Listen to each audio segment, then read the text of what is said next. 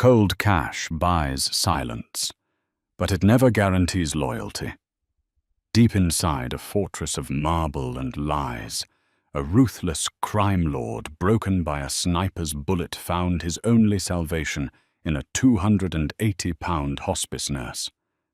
This is a story of beautiful defiance, dangerous secrets, and an unforgiving, deadly romance.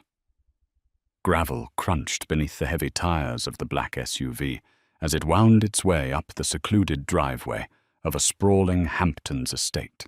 Briley Rivera sat in the back seat, her hands resting on her lap, fingers anxiously twisting the fabric of her navy blue scrubs. At 29 years old and weighing nearly 280 pounds, Briley was accustomed to taking up space in a world that constantly demanded women shrink themselves. She possessed a soft, round face, thick thighs, and broad shoulders that carried the exhaustion of a grueling nursing career. She was fat, a fact she had long accepted and learned to navigate with quiet dignity. But today, the sheer magnitude of the stone mansion looming ahead made her feel remarkably small. Beside her sat Victor Russo, a man whose perfectly tailored Italian suit did little to mask the predatory gleam in his dark eyes. He was the younger brother of her new patient, and the one who had orchestrated this highly unorthodox, astronomically lucrative private contract. "My brother is not an easy man, Miss Rivera," Victor said smoothly, his voice devoid of any real warmth. "He has fired 6 nurses in the past month. 3 of them left in tears. 2 threatened lawsuits. 1 simply ran out the front door and left her luggage behind." "I am not easily intimidated, Mr. Russo," Briley replied, keeping her voice even. "I worked the trauma ward at Bellevue for 5 years, and I spent 3 years in a high-security psychiatric facility. Shouting and throwing things do not frighten me." Victor chuckled, a dry, hollow sound. "Gabriel doesn't just shout, he destroys. He was the head of our family business. 3 months ago, a rival syndicate put a bullet in his spine. T12 vertebrae shattered. He is completely paralyzed from the waist down. The doctors say he will never walk again. Gabriel refuses to believe them." Briley nodded, her clinical mind already shifting into gear. A spinal cord injury of that magnitude was devastating, not just physically, but psychologically. For a man accustomed to absolute authority and physical dominance, the sudden loss of autonomy would manifest as extreme aggression and bitterness. The SUV parked, and Briley was escorted through a labyrinth of heavily guarded corridors. Men with thick necks and unmistakable bulges under their jackets stood at every corner. The air in the house was heavy, suffocating, smelling of expensive mahogany, stale cigar smoke, and underlying despair. Victor stopped outside a pair of heavy oak doors on the ground floor. "He's in there. You have full medical authority. But if he tells you to get out, I suggest you do it quickly." With that, Victor turned on his heel and walked away, leaving Briley alone. Taking a deep, steadying breath, Briley pushed the doors open. The master suite was plunged into semi-darkness, the heavy velvet curtains drawn tight against the midday sun. The air was frigid, the air conditioning cranked to an uncomfortable extreme. Across the massive room, sitting in a state-of-the-art titanium wheelchair, was Gabriel Russo. He was a striking man, even in the grip of profound physical trauma. Dark, disheveled hair framed a face carved with sharp angles and shadowed by a week's worth of stubble. His shoulders were broad, his arms corded with muscle, a stark contrast to his legs, which sat motionless beneath a dark woolen blanket. As the door clicked shut behind Briley, Gabriel didn't even turn his head. His hand shot out, grabbing a heavy crystal whiskey glass from the side table, and hurled it violently in her direction. The glass shattered against the wall a mere 2 feet from Briley's head, raining amber liquid and sharp shards onto the Persian rug. Briley didn't flinch. She didn't gasp. She simply stood her ground, her heavy, sturdy frame anchored to the floor. "Get out!" Gabriel snarled, his voice a gravelly, terrifying rumble that usually sent grown men scrambling for their lives. "I told Victor I don't want another pathetic, simpering nurse pitying me." Briley slowly looked at the shattered glass, then locked her eyes on the Mafia Boss. "It's a shame about the rug," she noted calmly. She walked over to a nearby utility closet she had spotted in the hallway, retrieved a broom and dustpan, and returned to the room. Gabriel watched her in stunned slants as she meticulously swept up the glass. He analyzed her, his dark eyes sweeping over her plus-size figure with an expression of unfiltered disdain. "What the hell is this?" he scoffed, his lip curling into a sneer. "Victor is running out of options. Did he hire a whale because he thought you'd be too heavy for me to throw out the window?" The insult was designed to break her, to find her insecurity and tear it open. Briley dumped the glass into a trash can and walked over to the windows, grabbing the heavy velvet curtains. With a swift pull, she flooded the room with blinding sunlight. Gabriel hissed, throwing an arm over his eyes. "My name is Briley," she said, her voice projecting with the clear, no-nonsense authority of a seasoned medical professional. "I weigh 280 pounds, Mr. Russo, and it's a good thing I do. Because when your spasms act up, or when you inevitably try to transfer yourself to the bed without help and fall flat on your face, I'm the only one with the physical mass and core strength to lift your dead weight off the floor without dropping you."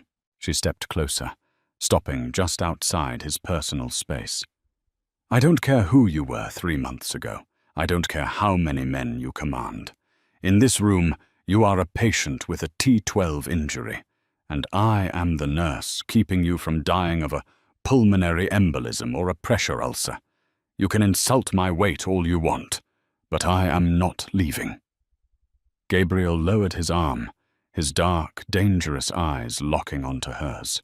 For the first time in months, someone was looking at him, not with fear, not with pity, but with absolute, unwavering equality. A heavy silence stretched between them, thick with a strange, undeniable tension. The first 3 weeks were a grueling test of endurance. Gabriel fought Briley on everything. He refused his physical therapy exercises, he fought his medication schedule, and he raged against the intimate indignities of his condition. But Briley remained an immovable object against his unstoppable fury. She turned him every 2 hours through the night to prevent bed sores. She managed his catheter with brisk clinical efficiency, refusing to let him feel ashamed. When he lashed out verbally, she parried his sharp words with dry, unflappable wit. Slowly, the dynamic in the grand, oppressive bedroom began to shift. Gabriel realized that Briley's size was not a vulnerability, but a profound asset. The previous nurses, petite and fragile, had struggled to maneuver his heavy, muscular frame. They had looked at him like he was made of cracked glass. Briley, however, handled him with confident strength. Her broad hips and sturdy legs provided a solid anchor when she assisted his transfers from the bed to the wheelchair. When she held him, she didn't tremble. Beneath the hostility, Gabriel was a man drowning in vulnerability, and Briley became the only solid ground he could reach. The breaking point arrived on a rainy Tuesday afternoon. Victor had come to visit, bringing 3 of his high-ranking capos. The meeting was supposed to be a strategy briefing, but it quickly devolved. Briley, organizing medical supplies in the adjoining bathroom, could hear the rising tension through the cracked door. Victor was gently, insidiously, suggesting that Gabriel permanently hand over the reins of the syndicate. "You need to rest, Gabe." Victor's voice drifted through the room, laced with fake sympathy. "You're bound to that chair. You can't project strength to the families looking like this." A loud crash echoed through the suite. Briley dropped the bandages and hurried into the bedroom. Gabriel had attempted to lunge at his brother, forgetting, in a blind surge of rage, that his legs would not follow his command. He had thrown his upper body forward, tipping the heavy titanium wheelchair completely over. Gabriel lay sprawled on the expensive rug, his paralyzed legs tangled awkwardly beneath the metal frame. He was breathing heavily, his face flushed with a mixture of immense fury and agonizing humiliation. Victor's men immediately stepped forward, their hands reaching out to grab their fallen boss. "Don't touch me!" Gabriel roared, swatting furiously at his own soldiers. He tried to push himself up using his massive upper body strength, but the angle of the fallen chair trapped him. He looked utterly helpless in front of the men who used to fear him as a god. Victor sighed, looking down at his brother with a mixture of pity and triumph. "Help him up, boys. He's confused." "Back away!" A sharp, booming voice cut through the room. Briley marched forward, her heavy footsteps solid and authoritative. She shoved past a heavily tattooed capo who was twice her size, her mass and momentum easily pushing the stunned man aside. "I said, back away from my patient," she commanded, glaring at Victor and his men. "Nurse, let my men handle this," Victor snapped, his polite facade cracking. "They don't know the proper biomechanics for a spinal patient. If they jerk him upward, they could cause severe tearing to his lumbar muscles." Briley lied smoothly. It was a technical-sounding bluff, but it made the soldiers freeze. She knelt beside Gabriel. He was trembling, his dark eyes frantic, stripped of his armor in front of his enemies. Briley didn't look at his useless legs. She looked right into his eyes. "Gabriel," she said softly, dropping the Mr. Russo for the first time. "Look at me. Only at me." He locked his panicked gaze onto her warm, brown eyes. "I'm going to brace the chair," she instructed in a calm, steady whisper meant only for him. "I'm going to put my arms under your arms. I'm going to use my weight to pull you back, and I need you to use your core to follow my momentum. We do this together. Understood?" Gabriel swallowed hard, giving a minuscule nod. Briley positioned her thick, sturdy legs, planting her feet wide for maximum stability. She wrapped her thick arms tightly under his armpits, pressing her soft, broad chest against his back to stabilize his spine. She took a deep breath. "On 3, she whispered. 1, 2, 3. With a powerful grunt, Briley leaned back. She used every ounce of her 280 pounds, leveraging her substantial weight backward like a heavy counterweight.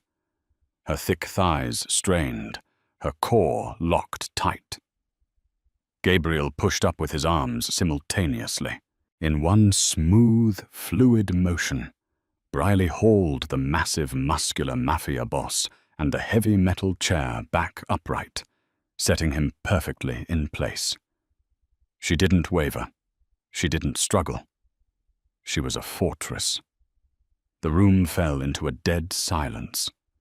Gabriel sat upright, his dignity fully restored, his breathing slowing. He felt the lingering warmth of her solid body behind his chair, a profound, shocking sense of safety washing over him. He slowly raised his head, his dark eyes turning lethal as he looked at his brother and the capos. The vulnerability was gone, replaced by the cold, calculating monster that ruled the underworld. "Get out," Gabriel ordered quietly. "Gabe, we need to finish this discussion," Victor started. "I said get out!" Gabriel's voice dropped an octave, dripping with pure menace. "Before I have my men outside drag you out by your teeth." Victor's jaw tightened. He signaled his men, and they quickly filed out of the room, leaving the heavy oak doors to click shut behind them. Gabriel sat in silence for a long moment. Briley stepped around to the front of the chair to check his legs for any bruising. "Are you hurt?" she asked quietly, her professional demeanor slipping back into place. Suddenly, Gabriel reached out. His large, calloused hand wrapped gently around her thick wrist, stopping her movements. He didn't grip her tightly. It was a touch of reverence.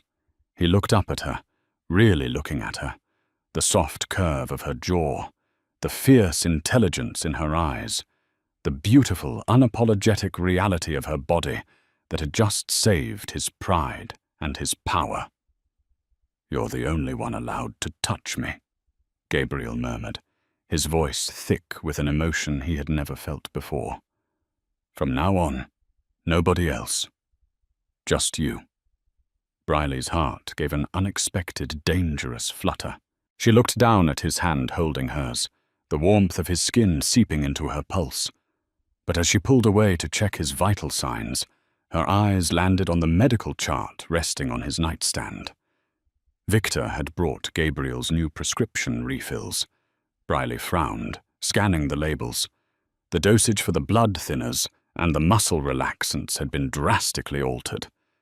If she administered these doses, Gabriel wouldn't just be weak. He would be completely incapacitated. The realization hit her like a physical blow. Victor wasn't waiting for his brother to step down. He was actively trying to sedate him into oblivion, and Briley was the only thing standing in his way. Midnight cast long, jagged shadows across the Persian rug as Briley held the amber prescription bottles under the harsh beam of her penlight. She cross-referenced the labels with the private medical database on her tablet, her heart hammering a frantic, terrifying rhythm against her ribs. The label on the baclofen, a potent antispasmodic muscle relaxant, indicated a dosage of 80 milligrams to be administered every 4 hours. That was absurd. It was enough to suppress Gabriel's respiratory drive entirely. Furthermore, the blood thinner, warfarin, had its dosage tripled. If Briley blindly followed these instructions, supposedly authorized by a doctor, Harrison Gable, at the Sutton Place Concierge Clinic in Manhattan, Gabriel would slip into a coma and suffer a massive internal hemorrhage within 48 hours. It would look exactly like a tragic, natural complication resulting from his severe spinal cord injury. Victor was not just maneuvering for control of the syndicate. He was orchestrating a quiet, medically untraceable assassination. Briley carefully placed the bottles back on the nightstand, her hands trembling not from fear, but from a profound, boiling outrage. She looked toward the center of the massive bedroom. Gabriel was awake, watching her from his bed with sharp, discerning eyes that missed absolutely nothing in his environment. "You have been staring at those bottles for 10 minutes, Gabriel stated, his voice a low, gravelly rumble in the quiet room. "Is there a problem with my medication, Briley?" She walked over to the edge of his bed, the heavy, solid thud of her footsteps grounding her. She didn't mince words. She wasn't dealing with a fragile patient. She was dealing with a predator who needed to know a trap had been set. "Your brother altered the prescriptions," Briley said bluntly, handing him the tablet with the highlighted standard dosage charts, then holding up the forged pill bottle. "If I give you these pills at this frequency, your lungs will stop functioning by tomorrow evening. If the hypoxia doesn't kill you, the internal bleeding from the warfarin will. Victor is trying to murder you, Gabriel." Gabriel did not gasp. He did not yell. The temperature in the room simply seemed to drop 10 degrees. his jaw clenched, a muscle ticking violently beneath his stubble. He looked at the bottles, then slowly shifted his dark, dangerous gaze up to Briley's face. "And yet," Gabriel murmured softly, "you are telling me this instead of packing your bags and running out the front door to save your own life." "I'm a nurse," Briley replied fiercely, her broad shoulders squaring.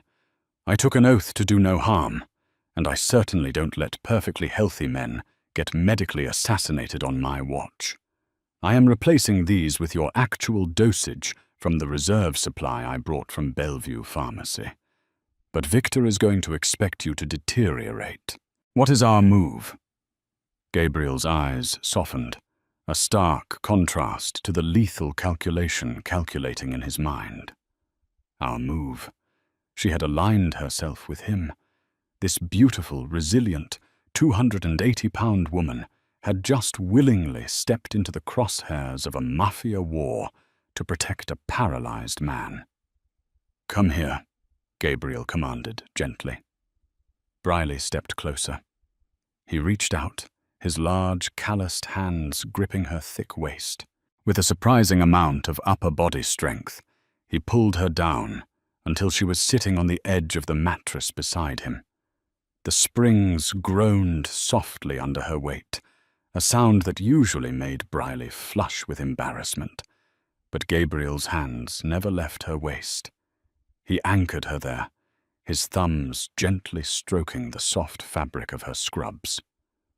"Victor controls the perimeter guards," Gabriel explained, his voice dropping to a low, intimate whisper. "He controls the house staff, but he does not control Dominic Rossi, my underboss, who operates out of Brooklyn. If Victor thinks the drugs are working, he will come here to witness my final moments. He won't be able to resist gloating. We need to let him think he is winning." Briley nodded, her professional mask slipping slightly as Gabriel's thumb traced the curve of her hip. "I will manage the symptoms. I can use cosmetic drops to dilate your pupils. I will lower the room temperature to make your skin clammy. But Gabriel, if he brings armed men into this room—" "He will," Gabriel interrupted, his eyes darkening. "Which is why I need you to retrieve the false bottom of my mahogany humidor in the study. There is a prepaid, untraceable phone. You need to text Dominic a single word: Eclipse." Gabriel looked at her, truly looking at the woman who had become his lifeline. He saw the flush on her round cheeks, the rapid pulse beating at the base of her throat. He lifted a hand, his rough fingers gently cupping her jawline. "Why are you doing this, Briley?" he asked, his voice raw. "You owe me nothing. I treated you terribly when you arrived." "Because you are still fighting," she whispered, leaning slightly into his touch. "Because you looked at me and didn't see a punchline or a tragedy or a medical liability. You just saw me." Gabriel pulled her down, his mouth crashing into hers. It was not a tentative kiss. It was a claiming, filled with desperate gratitude and blistering heat. Briley gasped, her thick arms naturally wrapping around his broad shoulders. She felt the heavy, solid muscle of his chest, the frantic beating of his heart. For so long, Briley had hidden herself away, wearing her fatness like a shield against a cruel world. But here, in the dark, dangerous arms of a crippled king, she felt worshipped. Gabriel's hands mapped her curves with reverence, pulling her heavy body against him, as if her weight was the only thing keeping him tethered to the earth. "You are magnificent," he breathed against her lips, his hands tangling in her hair. "When this is over, Briley, you are never leaving this house. You are mine." Friday night arrived with a suffocating tension. A heavy fog rolled off the Atlantic Ocean, swallowing the Hamptons estate in a thick, grey soup. Inside the master suite, the stage was meticulously set. Gabriel lay motionless in the center of the massive bed. His skin was pale and covered in a cold sweat, courtesy of a damp rag and a dusting of talcum powder Briley had expertly applied. The heart monitor beside the bed beeped in a slow, erratic rhythm, which Briley had mechanically simulated by taping the sensors to a calibrated metronome hidden beneath the mattress. Briley sat in a leather armchair in the corner, her hands resting tightly on her thick thighs. Beneath the draping fabric of her oversized cardigan, her fingers were wrapped tightly around the cold, heavy steel of a medical oxygen tank wrench. At exactly 11 o'clock, the heavy oak doors swung open. Victor Russo walked in, accompanied by two massive men wearing paramedic uniforms. Briley instantly recognized the lie. Their jackets lacked the official NYS Department of Health patches, and their boots were military-issue tactical gear, not standard medical footwear. "How is he, Nurse Rivera?" Victor asked, his voice dripping with faux sorrow as he approached the bed. He didn't even look at Briley. His eyes were glued to his brother's seemingly lifeless form. "His blood pressure has plummeted, Mr. Russo," Briley lied smoothly, standing up to block their direct path to the medical equipment. "His respiratory rate is critically low. He is entirely unresponsive. I was just about to call the emergency services." "There will be no need for that," Victor said, a cruel, triumphant smile finally breaking across his face. He stepped closer to the bed, looking down at Gabriel. "He's fading. It's a tragedy, truly. The great Gabriel Russo, brought down by his own failing body." Victor nodded to the two fake paramedics. "Draw the syringe. We need to speed this up. I want his heart stopped before midnight." One of the men reached into his medical bag, pulling out a syringe filled with clear liquid. He stepped toward the bed. "Stop!" Briley commanded, stepping directly in front of the man. Her 280-pound frame formed a solid, unmoving barricade between the assassin and Gabriel. "You will not touch my patient." Victor sighed in annoyance. "Move the fat nurse out of the way. If she struggles, break her neck." The man reached out to grab Briley's scrubs. He expected her to cower, to shrink back. He severely underestimated the physics of a woman who spent her life wrestling 200-pound sedated psychiatric patients. As the man grabbed her collar, Briley dropped her center of gravity, planting her thick legs firmly into the rug. With a primal yell, she swung the heavy steel oxygen wrench upward, cracking it brutally against the side of the man's knee. The sickening crunch of bone echoed through the room. The assassin howled in agony, his leg buckling instantly. As he collapsed, Briley used her entire body weight to shove him backward into the second man, sending them both crashing into the medical tray in a shower of metal and shattered glass. Victor cursed, pulling a suppressed pistol from his jacket. He aimed it directly at Briley's broad chest. "You stupid bitch!" Victor snarled. "Victor!" The voice was cold, deep, and absolutely lethal. Victor froze, slowly turning his head toward the bed.